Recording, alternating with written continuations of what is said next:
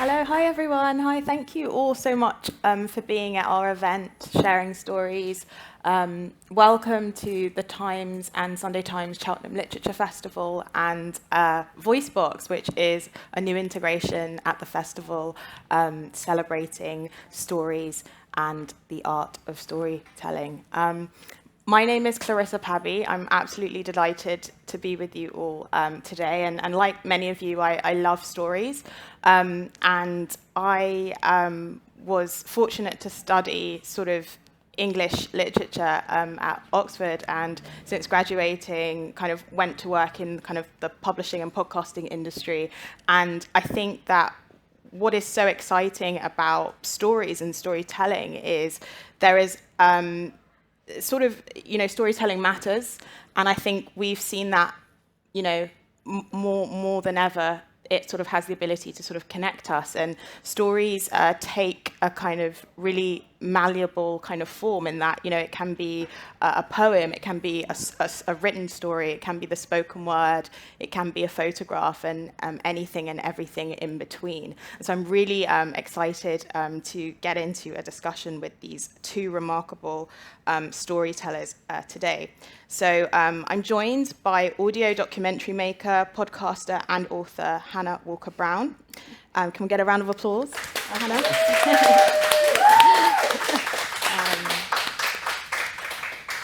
And I'm also joined by photographer and author of Open Water, Caleb Azumah Nelson. And today we're going to be talking about... Wait, we didn't clap you. clap for Caleb. Clap for Caleb. Thank you so much. Today we're going to be talking about sort of the creative process of kind of telling stories in all its kind of many forms, whether it's film, whether it's through images, through words, and through sound. We're going to explore how storytelling can be used to not only kind of amplify our own voices and experiences, but also to give platform to other people's stories. So whether you found your kind of creative outlet or whether you're just starting out, Hana and Caleb will really inspire you, I think, to channel your creativity into whatever form it takes and share it with the world. So I think so much of really great storytelling is about, as I sort of mentioned in my opening remarks, giving a voice to other people. And so I kind of want to start by passing the mic over to you both and have you really kind of share in your own words, like, who you are, what you do, and what is so sort of important to you about sort of the storytelling process. So I'd love it if we could start with you, Caleb. Yeah, for sure. So I'm Caleb. I'm a writer and a photographer, an occasional filmmaker. And I think that for me, storytelling is this ability to open up like new worlds, both for myself and for the people around me, and for also like those that I'm telling the stories of as well. I think so often like I'm always so focused on character and people, whether I'm writing fiction or I'm making images. Like I'm always wondering, how can I afford the people on my page or who are in front of my camera, like the ability to be their full and whole selves and to tell their stories as they'd like to.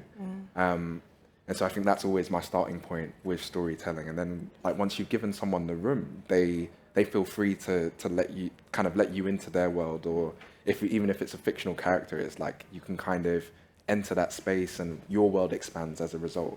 So that's really like the basis of storytelling for me. I love that. And what I'm hearing there is also about space. And I think the ability, I guess, maybe to create the environment that allows the story to sort of tell itself, and almost empowering people, I guess, in maybe some of the photography work that you do or the film work to truly be seen and heard. That was kind of, I love that.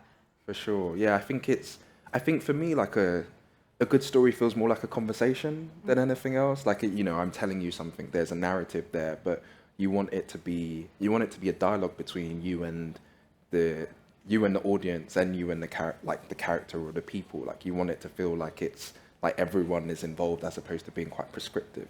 Yeah.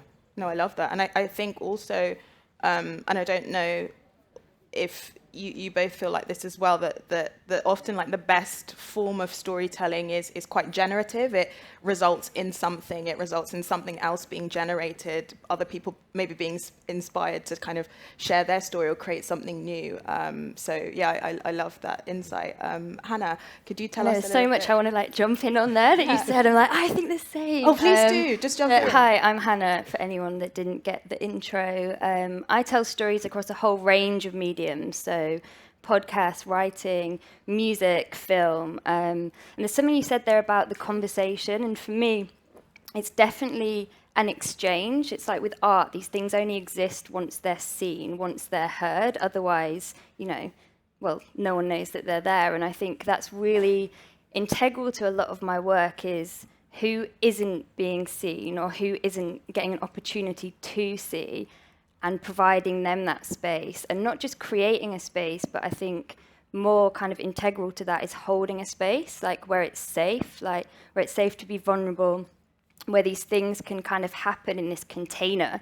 And like as storytellers, we kind of have to empty out so we can make space for whatever that person's story is, and then carry it safely to like you guys, to the audience, to the listener. So I think there's so much that kind of weaves in that you would never think about, that is so integral to being a storyteller, especially when you are trusted with someone else's story. I love that. And I think that, I guess, in terms of just to kind of, I guess, riff off of what you're saying, I mean, how do you both make space to kind of tell the stories that you want to tell, whilst also, you sort of mentioned sort of carrying other people's stories, because I can imagine that can affect you. And so how do you, what's the process that you do to kind of create space for yourselves as kind of, artists and storytellers? I don't know if I do it very well, to be honest. I think you have to really empty out of yourself. So any kind of preconceived ideas of what the story is you want to get, or kind of going in. Like, for example, I never go into an interview with questions, because then my focus is here. Whereas I want to be like in the room with you and having this conversation. Like, I know what I'm going to go in with, but I'm not so kind of rigid in this structure that I can't kind of allow other things to happen. I think that's really important. How do I resource myself? Yoga, deep breaths. I don't think I do that very well, but I think, we're still young. We've still got time to live. But yeah, I think it is that emptying out.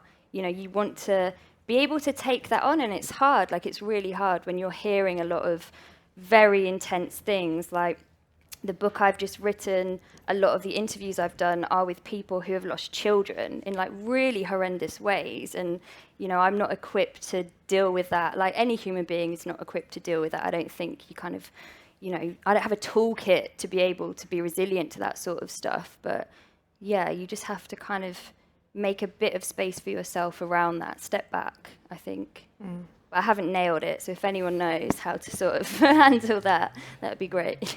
Caleb, maybe you know while you're here. I feel like one thing you said is that like that idea of like making space for others and listening. Like so much of my work, whether it's fiction or like kind of being with other people's stories, involves like putting myself to the side and listening to what someone else has to say, or listening to what the story might have to say to me that I couldn't possibly have imagined. And it's pure listening. It's not listening to respond. It's listening to listen, which is so rare, because when do you ever say to someone, I'm just here to listen to you? And then they're like, what?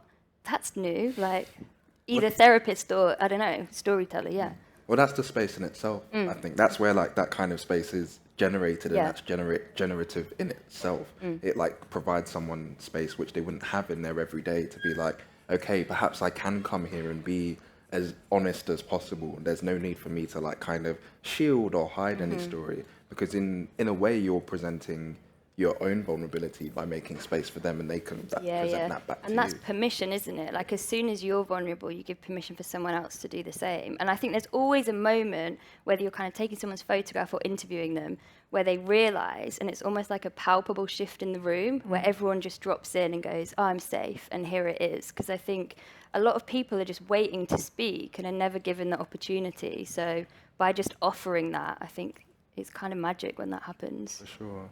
100%. And also, I think, to your point about permission and sort of almost sometimes having those examples or those frameworks, like that can, even by these stories just existing, it can result in so much more. I remember listening to this really interesting interview with the late Chadwick Boseman around the time that Black Panther was released, and they were sort of touring around the world. And he was describing a really interesting interview that and sort of press conference that was set up in South Korea. And effectively what happened, which had apparently never happened before, was that all the like South Korean journalists came dressed in like traditional like South Korean like cultural clothing, and basically what he was sort of like hinting at was there was almost something so very specific in what Black Panther represented and what that story was about, but there was an authenticity, something so real and authentic that it almost gave people permission to kind of show up and sort of identify with things in their culture that they really wanted to honor and sort of take with them into their every life. So I like just kind of what you said kind of reminded me a little bit of that actually. Before we were thinking of doing this event, I actually asked Caleb and Hana if they could bring something today which could kind of mark some sort of significance for them in terms of their creative practice. And yeah, I wondered if we could kind of talk about the two things that you've brought and the stories behind them and how that's really shaped you and kind of, impacted you as kind of storytellers. So maybe we could start with Hana. Yeah, it's chicken and the egg with our objects, I think, a little bit. I did have this as an actual photograph, but it was at my dad's and Royal Mail didn't bring it in time, so it's going to be on my phone, which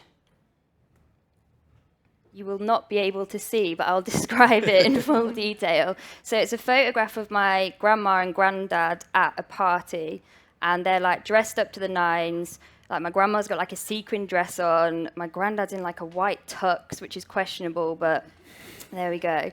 And my granddad's like staring at my grandma, but she's facing forward and beaming at the camera. And that was sort of how she lived her life. She was very focused, regardless of anything that was going on around her. Very, very brave woman.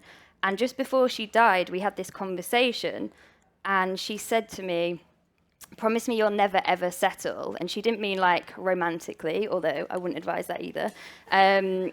It was to be brave enough to try something or to move forward or to go the places that other people aren't. And I think that is something I've really carried through in every story I tell, like not just kind of playing it safe or doing the comfortable thing, but what's not being told and why. And even if it feels like, oh, this is a lot, to push through and to find a way to do it. And I think I have that photo on my wall all the time. When I was writing the book, it was like on my laptop. I was like, she's judging me because I haven't done enough words today.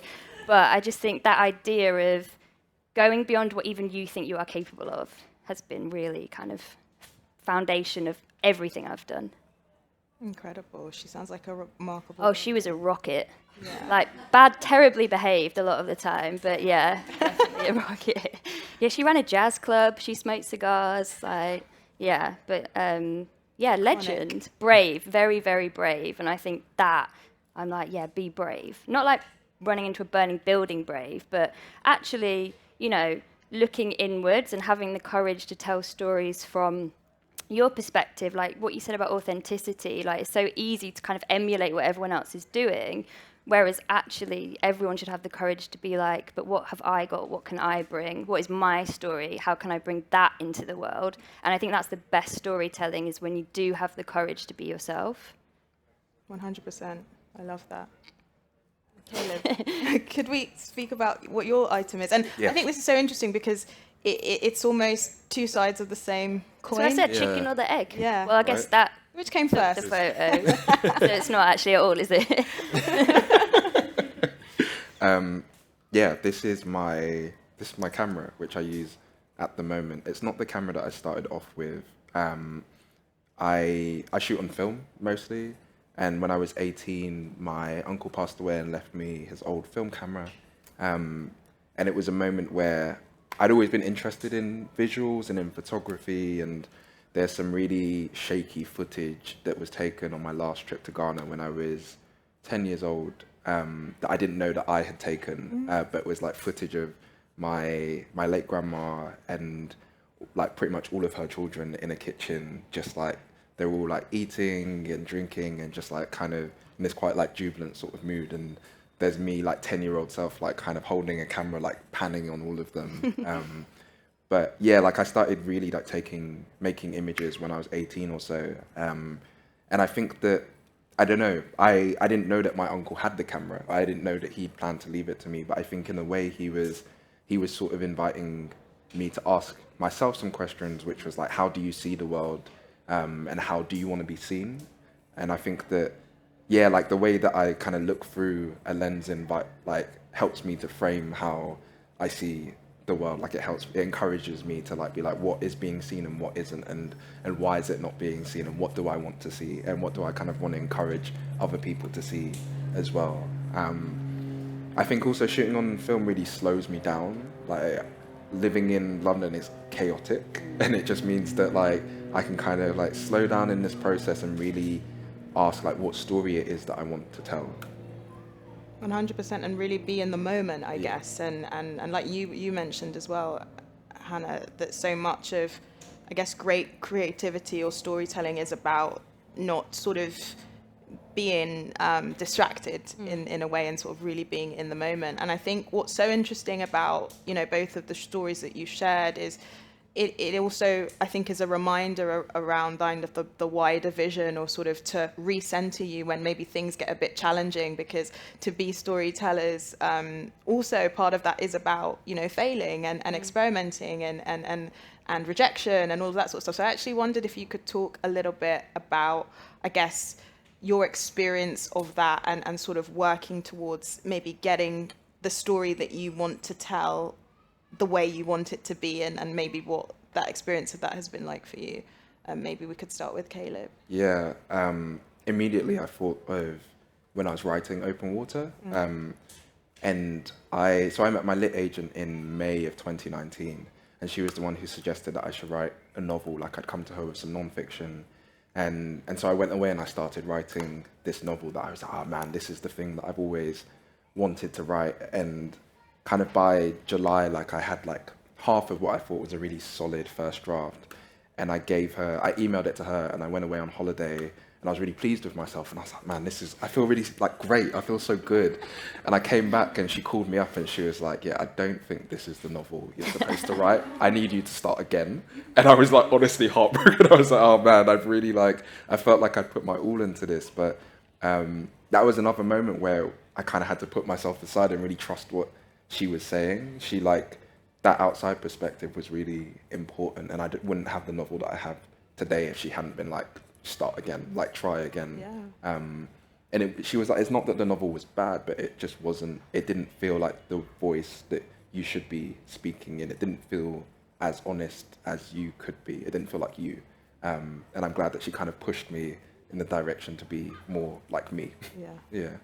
Yeah. In the moment, as you say, you were heartbroken though. Oh man, it's challenging. like, oh yeah. She like sent me the notes back, and she started kind of like writing in red, and like by like page 10 it was just red, and I was like, oh, yeah, we'll leave this one behind. Yeah. I think it's a really inspiring, I think, story, and really important for people to note, because there will be challenges, and there will be, you know, sometimes it is about redrafting or reworking or reframing. And so I think the fact that you can also say that having been through that process, it's actually made you a better storyteller. It's made the work that you wanted and kind of needed to tell be as it should have been, is wonderful. Hannah, what's your experience? I mean, it's really hard to write a book, isn't it? I know I shouldn't say that here, but I do not recommend it. No, I'm joking. It's my editor over there.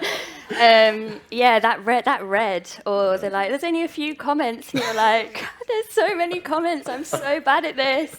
And again, it's not about you. That's like the biggest thing, I think, in anything. Like, you can't take it personally, and you do have to remove yourself, because everyone around you is like giving you comments to make it better. They're not being like, oh, look how rubbish you are. Whereas our conditioning, for whatever reason, we're like, oh, I'm just so bad at this. But actually, it's like, here's where you could get better. And I think it's about reframing that perspective. It's not where I've messed up, but it's actually how I can improve. So, yeah, I definitely agree with everything you said. I haven't had to rewrite, half a book, but there's so much that goes into it that I had no idea about. And I think kind of getting to grips with that as a new practice and a new team, and kind of the legal stuff involved in my books, it's non-fiction and it's about corruption and sport, and there's a lot going on.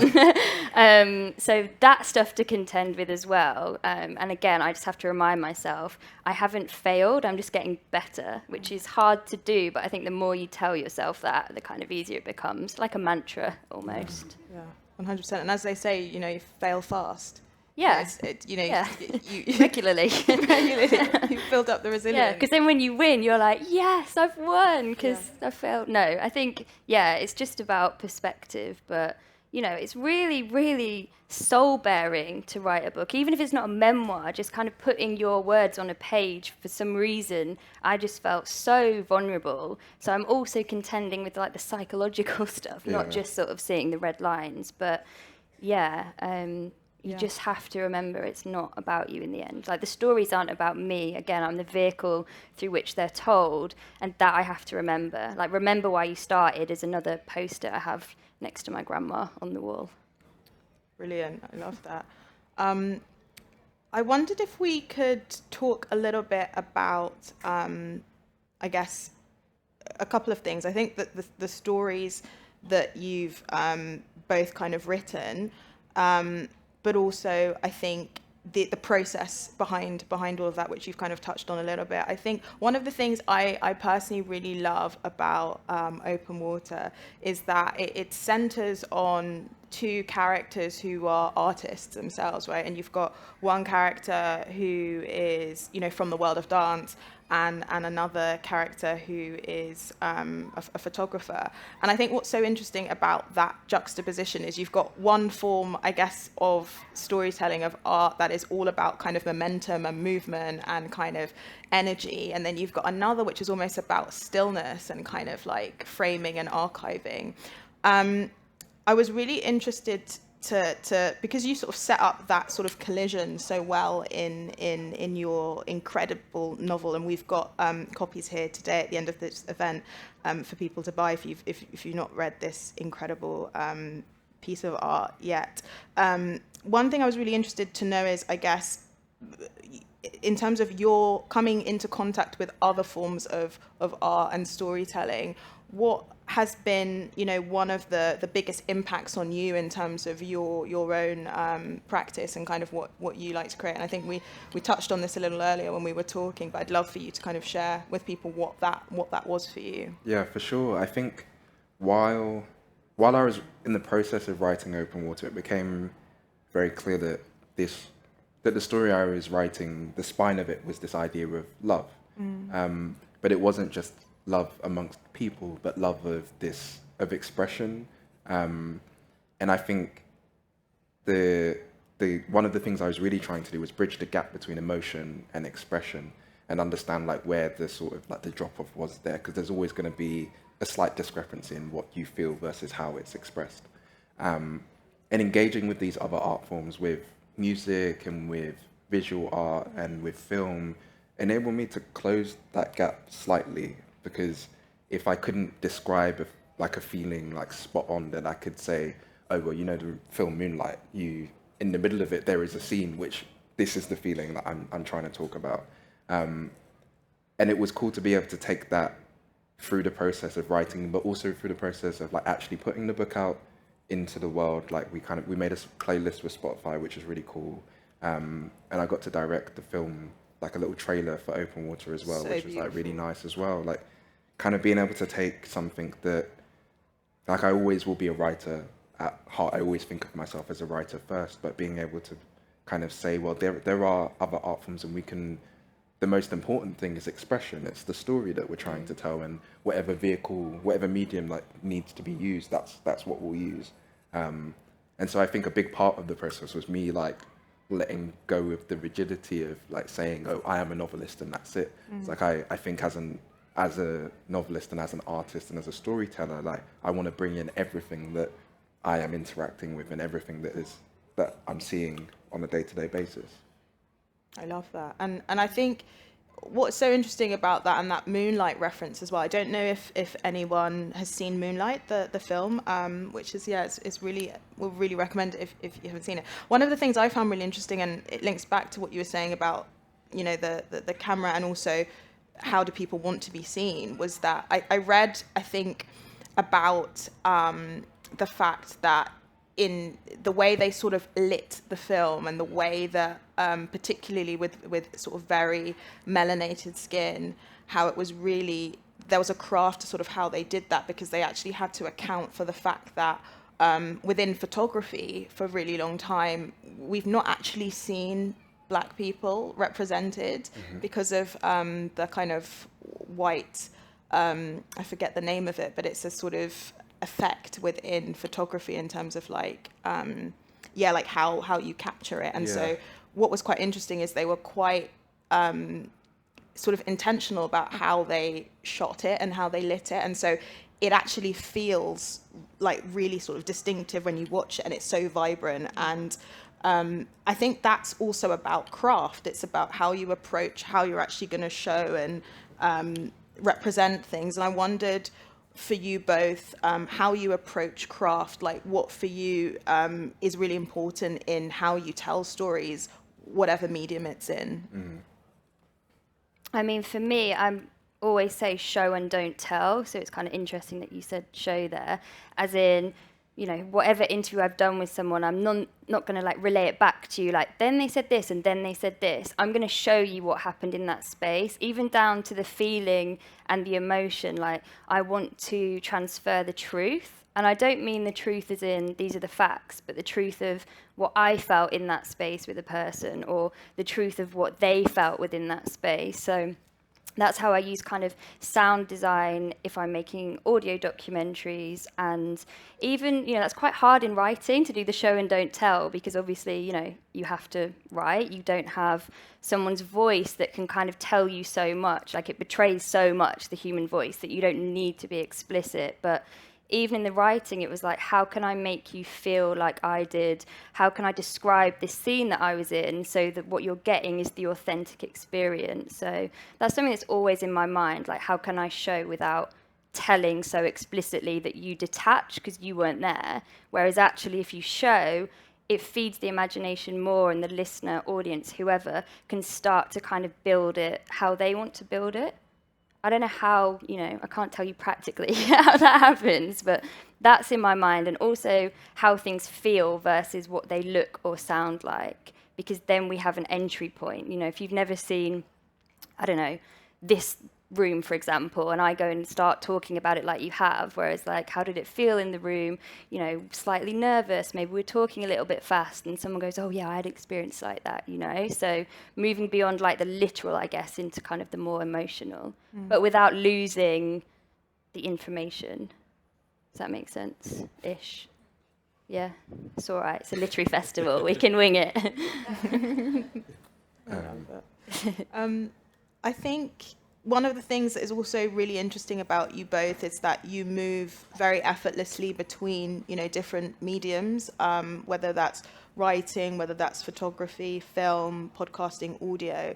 I wondered if you could share with us how you make the decision around what is the best format for the storytelling, what's the best vehicle, I think that was the really great word you used, to actually get a story out there and deliver it to an audience. How do you make that decision? And what, I guess, do you find you can do in say one medium that you can't do in another? So like maybe in audio or in photography. And yeah, maybe we could start with you, Caleb. I feel like so much of my work is trying to lessen the gap between the various mediums. Like whenever I kind of am making images, like I want it to have its own specific language, or if I'm working in film, then I want it to have its own sort of like its own visual language, but also a sense of rhythm. I think so much of my work really goes back to this idea of like rhythm and music. A few years ago, I saw this artist named Arthur Jafer talk at the Serpentine Gallery, and he had this like really incredible exhibition there that I've just never forgotten. But the talk that he was doing was all centered around this idea of like music and storytelling. And the first like 20 minutes of his talk, he was just playing songs. He was just kind of like sat there like smiling to himself. Or we were just like, okay, well, I guess this is part of it. But he was talking about this idea of music and communication, and specifically around Black people and music, and how like for him, like music was one of the only spaces that Black people didn't have to feel marginal.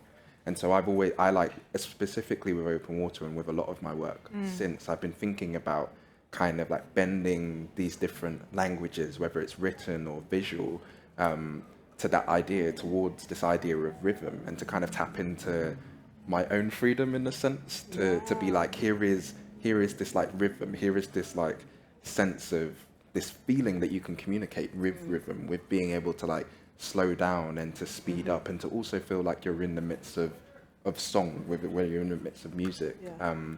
And so for me, like that's the through line for all of my work.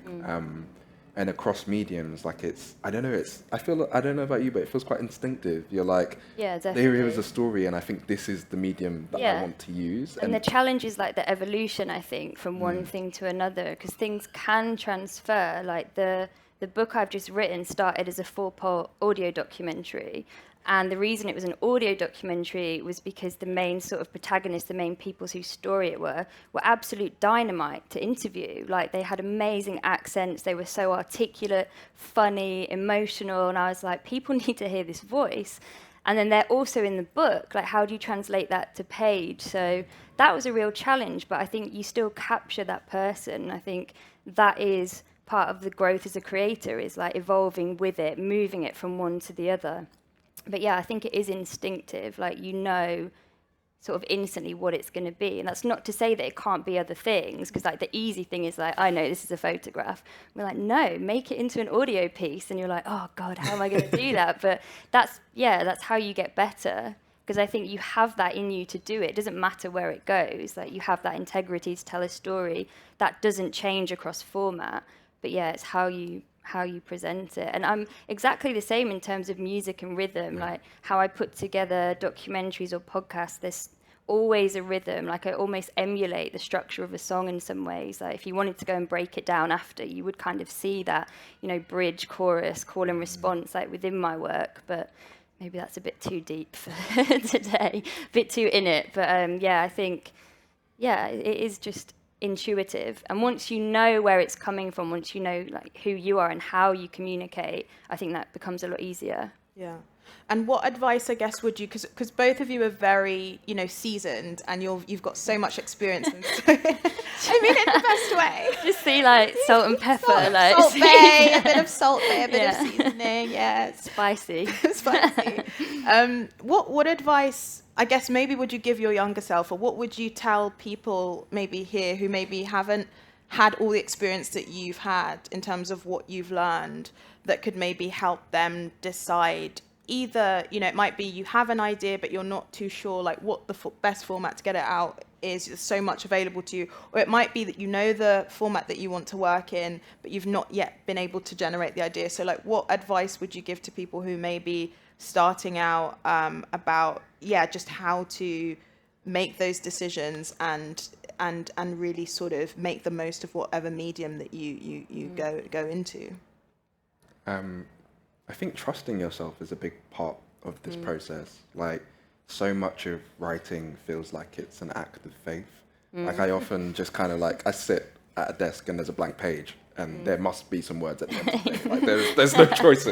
Some on good days. Yeah, good, right? But I think that, like having faith in both in like your own abilities at the time, because your ability is always growing, but also in the story that like you want and need to tell, I think is really important. And just taking time with that. Like, so often I feel like there's this sense of urgency that always plagues me. But like I have to remind myself to just slow down and really spend time with it. I'd also say play. Like, don't be like, if you want to write, don't be bogged down in I have to be a writer. Like, write, but also maybe, you know, get a mic and record something, or I don't know, put on a show, or don't. It's move away from the title of the thing and actually enjoy doing it. And then I think within those spaces, when there's no pressure to be that thing, you allow so much freedom to explore. Because if you're like, I want to be a writer, and you might hate writing. You know, it might be podcasting is for you, but if you're so kind of fixed on that end point, then you lose all of that kind of exploration. So I think, you know, don't be bogged down in being the thing. Do the thing and then see where that takes you. Do the thing. I love that. And the thing. I think sometimes people may think about creativity or storytelling as, you know, you've got to wait till you've got the inspiration, or you've got to have the idea fully formed. Like, what advice would you give to people to sort of maybe get out of their own head and to, you know, have less inhibition around what they're doing if they're maybe struggling with that?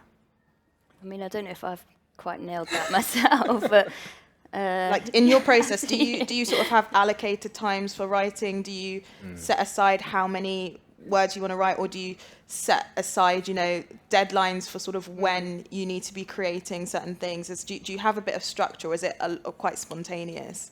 Yeah, and what I would say on that is, you know, take what everyone else says with a pinch of salt, because everyone's process is different, everyone's brain is different, everyone's circumstance is different. I think there's so many people that will say, you know, you need to write every single day if you want to be a writer. And some people are like, but I couldn't possibly do that. So then it kind of shuts that down. It varies for me. It completely varies, like what I've got going on, how I feel. Like I try to, but some days there's nothing. And you're like, am I going to sit here and just feel even worse about myself? Or am I going to go outside and, you know, have a walk and do something else? But I think find what works for you. Like, take advice from people, but I think ultimately try and shut a lot of that noise out until you've kind of found your own rhythm first. Yeah. And that can shift and change and evolve as, you know, we do. I love that. I feel like isn't there sort of like I think it's George Orwell, like the lists for like writers, the 10 things something you have to do, and then it says at the end, like, but then like just ignore everything. Ignore everything. Yeah. So I think that's a really great modern version of that. I love that. Yeah. Do you have any final thoughts you want to share? I think same as you, like finding your own process is really important. I know that I work best in the mornings, and so like I create that space where like I know that's my time, but also I know it shifts with every project. And maybe like if I'm working on something different, then it's an evening thing. It's like, I guess, listening to yourself and being conscious of what will work best for you in that moment. But I think that thing of, again, creating space is the most holding important space thing. for yourself. Yeah, like wherever it comes and however it comes, whether it's like 10 minutes in the morning or it's a few hours, it's like, as long as you're making the space to tell the story, you will get there in the end. Yeah. So He's got a book to prove anyway. it. Like, you got there, you made it. I love that. I think we've got some time for some questions. If anyone has any questions that they would like to ask Caleb and Hana. Are there any like burgeoning creators in the room, or people writing anything? Not anymore. They're like, that sounds really hard. It does. No, that's okay.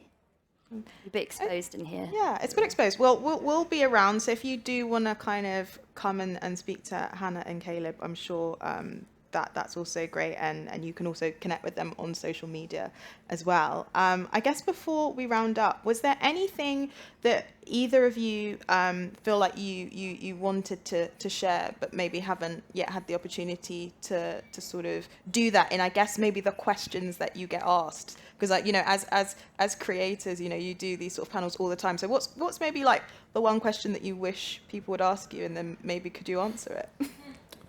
Oh, I don't know. Oh, I don't know. Do you know what I think people also forget, though? This is sort of not what you asked, but it's something that I think is quite important, is we kind of forget that we're human first. I think, again, going back to that thing of like, I'm a storyteller, I'm this, I'm that. And actually, like, fundamentally, we do need to remember that we are just people, and sort of what you were saying before about how do you resource yourself when you're kind of telling quite heavy stories, or even just like writing a book over such a kind of long period of time in a pandemic, all of that sort of stuff. I think it's important that we do resource ourselves as people rather than just kind of striving and pushing and hustling to get to those places, because ultimately, like, as people, when we're resourced, the creativity flows so much better.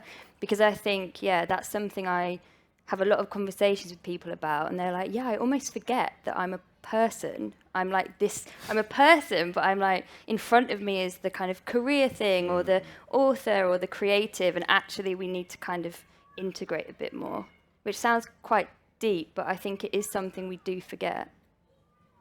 I love that. Actually, taking that back though, as you both as people, I'd maybe be really interested to know, and I'm sure everyone would be quite curious about this as well.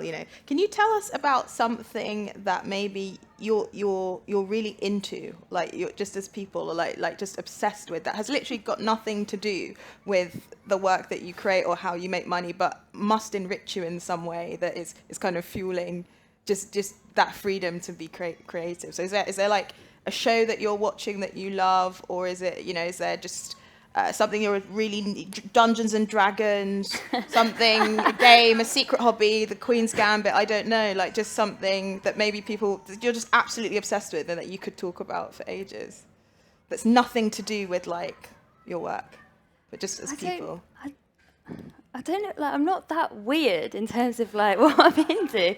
I really love film scores. Yeah. Like that's Love something that. I absolutely buzz on, but as a like passion, I'm not sitting there like, oh, who's composed this? Let me like find out everything I know about them. But I have a very deep appreciation for kind of scores or television scores. I think I said to you before about, I don't know if anyone's watched Euphoria, but Labyrinth did the score, and it's like, it's absolutely phenomenal. Like, I actually feel emotional like when I talk about it, because I'm like, how did he do this? It's so bold. So yeah, like other crafts, I suppose I'm into that. It's not like super weird. No, I like that. Yeah. I love that. Yeah, I think same as you, like other crafts. At Christmas, I bought myself a saxophone, and I've never played before, and I've been like teaching myself to play since. Which How do your neighbours feel about that? So I live right next door to a park, so Okay, I go there right. and play, which is actually really nice because you can kind of like, the park is enormous, and you just kind of play in the open air. And there's someone who plays like a very specific stringed instrument who practices on the other side of the park, and sometimes we like have like weird like musical conversations. So wholesome. Which is really lovely. But I think that's the big thing I'm doing in my spare time at the moment. Yeah. And is there, I guess, maybe finally, is there? I was listening to a really interesting podcast, and the podcast host was talking about how, and they're a writer, and they were speaking about how, there's certain books that they read that make them want to read, and there are certain books that they read that make them want to write. I wondered if that was the same for you in terms of like consuming or coming into contact with other forms of storytelling or art. Like, are there some things that make you just want to kind of immerse yourself in the world, and then others that make you, want to actually start creating and spark that creativity? And maybe if you could share what those might be. I mean, I feel with writing now, every time I read a book, I'm like underlining every sentence. Like, as an appreciation, like sometimes I'm like, damn, I wish I knew the thought of that sentence because it's so perfect. But I think it's more, it just propels you forward. I think that's another thing to kind of keep in mind when you're starting out is, comparison is really the thief of joy. I think that's as the phrase goes. And it's actually like acknowledging something for what it is. Why is that really good? And not then going and copying it, but really kind of trying to deconstruct that. It does mean reading is less kind of enjoyable and for leisure. But I think there's so much, we can learn from each other. Even if you're a beginner, like there's so much kind of the prolific writers can learn from how, we're telling stories and the other way around. So I think, it's appreciating it, and then, how that can then inform what you do. So for me, anything good I read now, I'm just like, that's amazing. Why is that amazing? Okay, because it's made me feel that. And, then it does kind of bleed into the stuff I do, whether that is, podcasting, documentary, or writing. How has that story been told? Why has it got me? and then taking what you've learned from that and applying it. I love that. And do you have similar thoughts? I think for me it's music. Yeah. Like I will like listen to something. I've been listening to this album called Promises by Floating Points and Pharoah Sanders, who's this like really old saxophone player. I think he's in his 80s, and it's just the most spectacular piece of music I've ever heard. It's this loop that just kind of grows and deepens over 45 minutes. And every time I listen to it, I'm just like, there's something new that I hear, and it, like the kind of the knowledge of it is deepened, but then I go away from it with something more. I think kind of like quite deep listening to music is something that I try to do and hear more of, and then kind of hear more of myself in a way. Okay. Yeah. I love that. And there's that sort of link to you then picking up the saxophone? Or I found that afterwards, actually. Yeah, like I remember I went on a walk in the middle of like lockdown number 89, and it was just like I came across it, and I was I started listening to it, and I kind of walked for a few hours and listened to it a few times, and I just thought this is really something. I don't know how I've stumbled upon this, but I was meant to hear this. Amazing. Well, I could literally... Oh, here's a question. Yeah. I'd love to hear about your next projects, what you're working on at the moment. I am working on a new novel at the moment, which is about two jazz musicians, told across the space of 10 years, across 3 different summers, and just like looking at how people grow and change and develop over time. And I'm also working on a TV show at the moment as well. I've just finished my first book, which comes out in March. It's called A Delicate Game. Pre-order is available now, everywhere. It's about degenerative brain disease found in sport and how sport have kind of covered it up for decades and decades, but also its prevalence in survivors of domestic violence and why these kind of very distinct kind of sectors of society have been kind of put forward for sacrifice, essentially. It's also joyful, it's not just really heavy. But yeah, so that, and then I am creative director of a podcast company, so we make content all the time. I've actually got an 8-part documentary coming out on Wednesday about the UK HIV epidemic, but told from the voices that haven't been kind of represented in the mainstream narrative, so no cisgendered white men. Yeah. Thank you so much for your questions. Thank you so much for Thank your you time as well. It was such a fascinating conversation, and I think that everyone sort of can take away something from what you've shared. As sort of Hana mentioned, her book is available for pre-order. Open Water is out now, and we have copies here. So I'd definitely advise you all kind of picking up copies if you haven't read it yet, and even if you had, get a copy and pass it on to someone else. Thank you so much, Caleb. Thank you. West to the east, north to the south, and the